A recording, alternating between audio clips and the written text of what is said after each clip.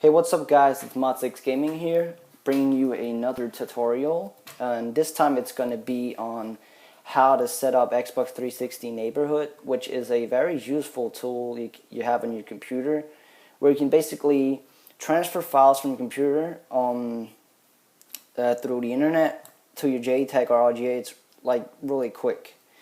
It's a really handy tool because you don't have to get your USB from your computer into your JTAG all the time. It just takes a lot less time if you use Neighborhood. So that's what I'm gonna show. What I'm gonna show you how to set up today. And of course, you're gonna be needing a couple of things. I will also have downloads in the description for all those things. But the first thing is uTorrent, which is a torrent client, I believe it's called, and that's the download is going to be a torrent, which is it downloads really fast. Yeah, in this case at least. But yeah, you can also use BitTorrent. I believe, yeah, it's pretty much the same. But I don't know.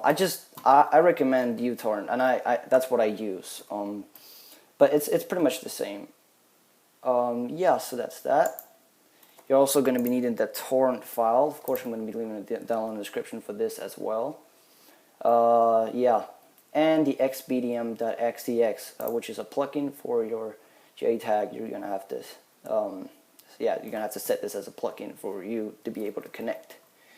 So once you've downloaded uTorrent, I'm not going to show you how to install it and download it because that's really simple. It's like any other software. So you can do that by yourself. But once you've done that, it's going to look like this. Or I have the Pro version, so it's going to look a little different. You're going to have some ads and shit here, advertisement. But that doesn't make any difference. It downloads just as fast. Okay, so you're going to need the torrent file. And you're just going to double click it or open it. And it should open up in uTorrent like this. You're just going to press OK. Now what I usually do is I right click and I go to bandwidth allocation and I set it to high. I don't know, but in my case I just do that because I feel like it downloads faster, and yeah, simply because of that. Now in my case it says checked 42%, etc. But yeah, that's because I already have the file, and in your case it's going to be saying connecting to peers and then saying downloading, and it's going to give you percentage of how far you download it. So I'm just going to remove the torrent again, close uTorrent. Now once you've downloaded it, it's going to say 100% or seeding in uTorrent. Once you've downloaded it, you should get this in your downloads folder. You should get the exe, of course. Now this is quite a big file, so it's going to take a little bit of time for your computer to open it. Of course, depending on how fast your computer is, but it's like a 1 gigabyte, 1.6 gigabyte exe, which is quite unusual. But yeah, now while this is loading, I will just like to say that I really, like I always say, I said this a lot, but I really want you guys to tell me what you want to see in this channel, because I love when people do that, first off, and I don't know, it's good for me to know, because then I'm going to be uploading a lot more of that, because first off, I mean, I'm not really good at, like, I feel like there's nothing for me to upload. I don't know what you guys want to see, so I really, if you guys want, of course, you can put a comment on the video saying what you want to see. That I would really appreciate it if you do so. That would be really nice. That's simply what I wanted to say. So please go ahead and do that if you have any requests. Thank you. Okay, now it has loaded. I'm just gonna say yes, and it's gonna take you to this. You're just gonna say next, next again. And if you want to change the path of the installation, you can do that. But I mean, I'm just gonna say next. And you can't really pick full installations. You just say minimum installation. It's gonna work the same way. You just say next. Now it's gonna be installing. Shouldn't take too long.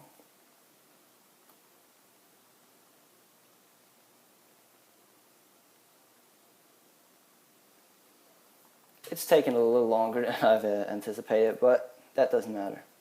It's going to be done in a second. You know what? Oh, it's done? Almost. Alright guys, I'm going to be back. It's going to be taking a little bit of time, it seems like that.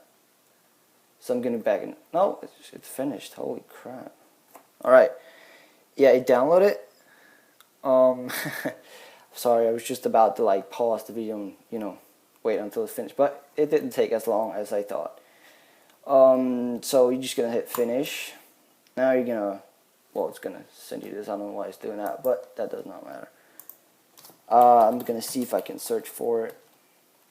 Neighborhood. No, it's not here. Wait a second. It should be in your desktop, of course. Wait a second. I'm just going to have to show my icons again. Alright, you're just going to open it. It's going to be in your desktop. I like to hide the icons. It looks cleaner. Now, this is the part where you're going to have to go to your Xbox and you're going to do the next part from there. So I'm going to see you guys on the Xbox in a second. See ya. The Xbox, I really quick just forgot to tell you guys that you need to put the xbdm.xcx on a USB stick, formatted to FAT32, and plug it into your JTAG. But I think you guys can do that yourself. So I'm just gonna skip that part. But yeah, once you've done that, you just open up XCX menu, or in my case, FX menu, and you press RB1. You go down and you find your file, and you press Y, copy, go to HDD1 by pressing X and going down to HDD1. Press Y again and go to paste and press A, of course. Now I'm not gonna overwrite it, but I already have the file. I don't know why, but yeah, I'm just not gonna overwrite it. There's no reason. But yeah, you would normally just place it, and yeah, that's it for that. Now you need to go to Dashlaunch. Just boot that up, start it. Go to plugins, and my I always put xbdm.xcx as plugin 1. I don't know if it works like any other plugin, but at least that's what I do, and it works perfectly. So just go ahead and do that. Locate your xbdm.xcx file. Press an A on it. It's gonna load. Now mine is on the root of the hard drive, so I'm just going to go down to xbdm.xcx, and you're going to press A on it. Press RB once, go down to HDD, sorry. Press X and A, and you've saved the file, the launch.ini. Just and now you're just going to have to reboot your console pretty much, and it should be all good. Once you have rebooted your console, you simply just want to go to settings, system, and you want to go to network settings, wire network, or Wi-Fi, whatever you're using. Configure your network, and you want to get your IP address, which is up here, first one pretty much. In my case, it's 192.168. It's always going to be that .0.17. The last two ciphers can usually change, but like other than that, none of them usually change when it comes to me. I mean, but it could be different for you.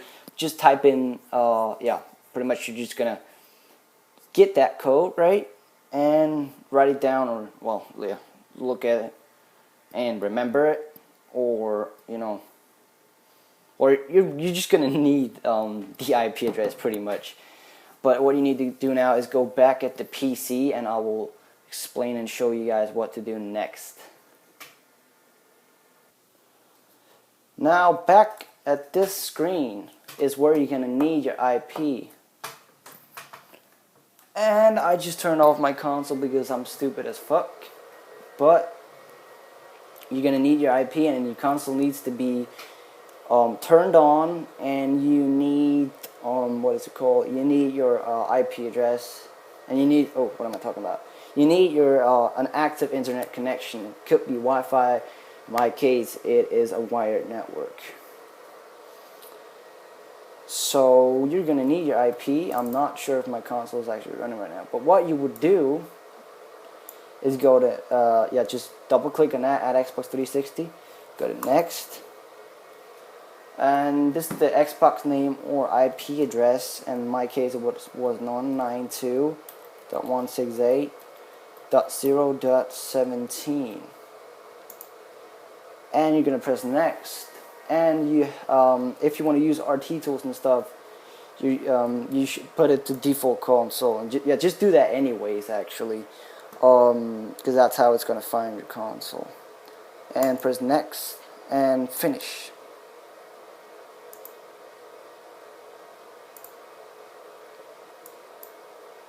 There you go. It's gonna say JTAG. You can, by the way, change the name. I can show you guys that really quick if you want to. You can change the name that it's going to display here. In my case, I have a JTAG, so that's pretty good. But you're just going to go here, and the hard drive is here. Retail hard drive emulation. And this is basically all my files. So it's really simple and it's really smart. So you can transfer files really quickly. And it's just a lot better, like 10 times better than using a USB stick, if you ask me. But yeah, editing the name of the the name it's gonna display here. Wait a second, here. It's pretty simple. What you want to do is you're gonna get the INI xpdm.ini, which is usually going to be on the main directory, root of the hard drive. Sorry, and you're just gonna drag that from your hard drive to your computer. See how fast that was and easy? No need for a USB stick anymore. Okay, yeah, pretty much you're gonna open it. You don't need any special programs or anything. But this is gonna be it. You can change it to whatever you want. It could be, I mean, I could make it big. I can make it RGH, whatever. Once you've done that, like in my case, I'm just gonna put it as JTAG, because I have JTAG. But yeah, you're just gonna save the file. Now take the file again, drag it from your computer to your Xbox. And by the way, this is also how you transfer files. And you know, you can just, it's really smart. It's like it's just so fast to transfer files this way. You're just gonna transfer to your Xbox, and you're gonna say yes to overwrite.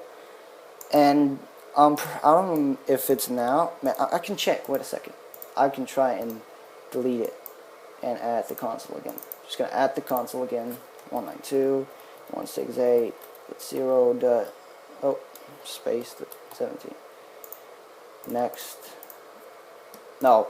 I think you have to reboot the console and it has to load the INI again for it to work. But it does work. Trust me. I've done it several times. But that's it, and I hope this helped you guys, and I hope you're going to use Neighborhood a lot more, because I use it a lot, and it's just really quick to transfer files and edit files, and like edit your launch.ini, or you can edit like any file you want. You just transfer files and stuff. But yeah, I really hope you enjoyed the video and you can use this, and I'll see you guys some other day. Thanks for watching, and I'm out.